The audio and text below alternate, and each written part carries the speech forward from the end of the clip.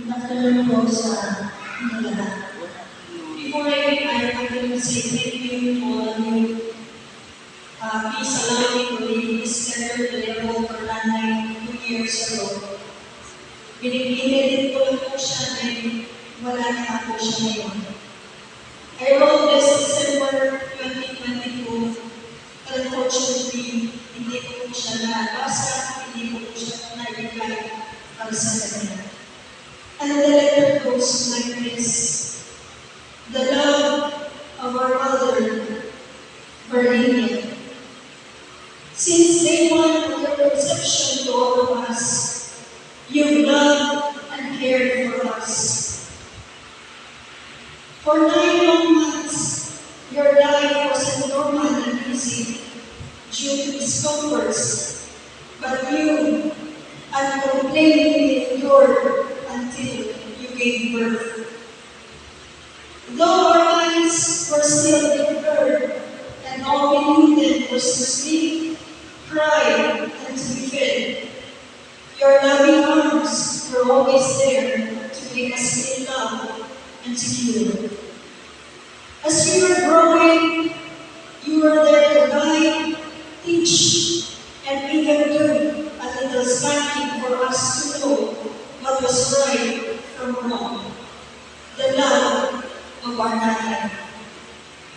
Time flew fast, and now you're gone.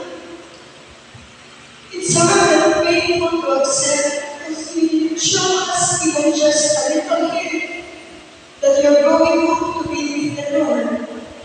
Although we knew the battle that you were facing in.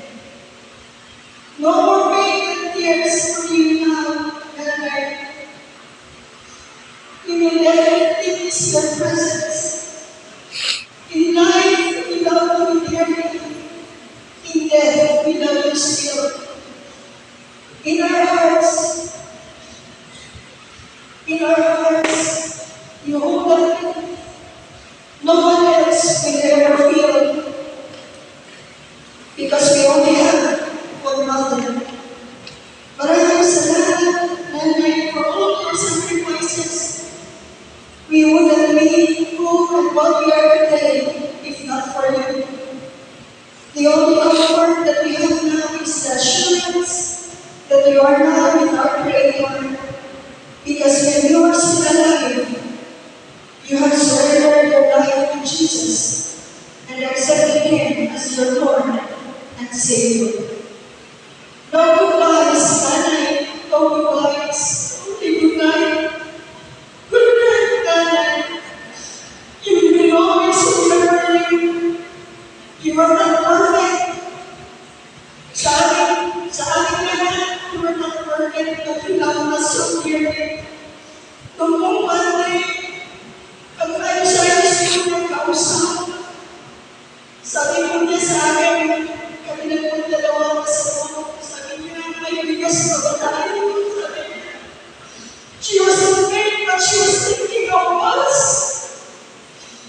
Inabayan ko siya ng bigat, pero kami pa rin na nagkahinaalala. Ito ang Nanay. Ganon ang magulang.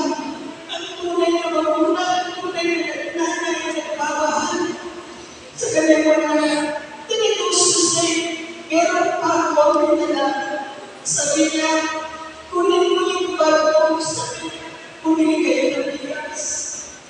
But you know what makes me so much is the love. Nalong sa umaga, nandun kami sa bahay. Pag umalingatin ako sa school that morning, and then when I went back home, I saw her sa floor. Natulog ko siya. Pagbukas ko ng pinto, sabi niya, Julie, natulog ako. Sabi ko, Nanay.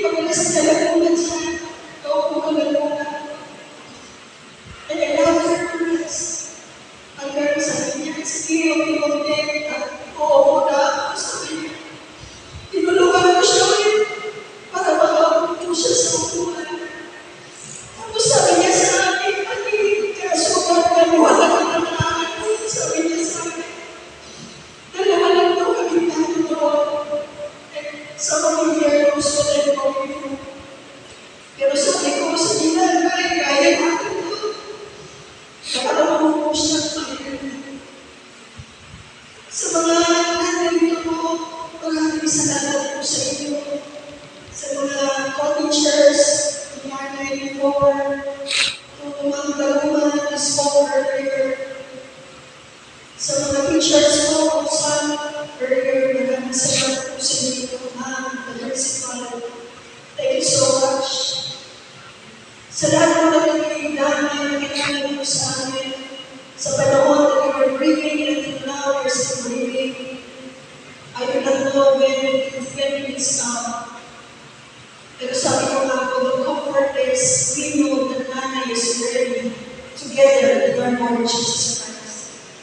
And yung pumunti, dahil sa pasalamatan, ang aming po pamilya, yung mga kapatid ni Nanay, Tito Felix, Tito Josie, si Tita Rose, maraming salamat po sa inyo.